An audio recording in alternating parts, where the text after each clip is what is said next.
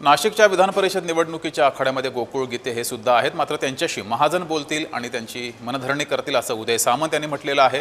तर प्रसाद हिरे यांच्यासोबत 2 वेळा फोनवरून चर्चा केलेली आहे आणि आम्हाला यश येईल असंही उदय सामंत यांनी वक्तव्य केलं आहे।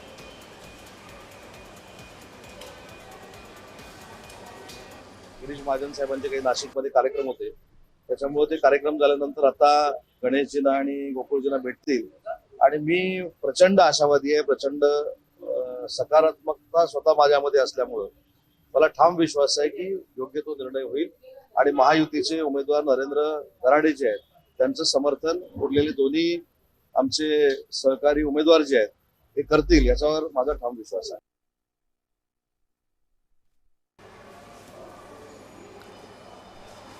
अधिक माहिती घेऊया, आपले प्रतिनिधी संतोष खताळ हे आपल्यासोबत जोडलेले आहेत।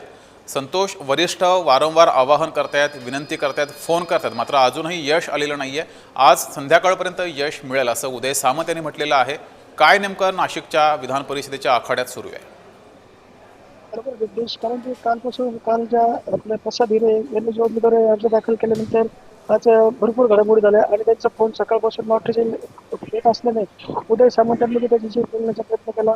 पालकमंत्री गिरीश महाजन जे असतील यांनी देखील संपर्क साधण्याचा प्रयत्न केला, मात्र त्यांचा फोन लागत नसल्यामुळे आज संपूर्ण दिवसभर त्याच्यावर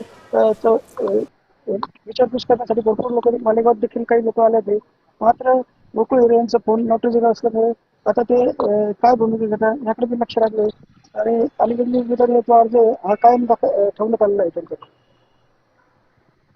संतोष, तुम्ही असेच जोडलेले राहा। तर नाशिकमध्ये सध्या राजकीय घमासान सुरू आहे।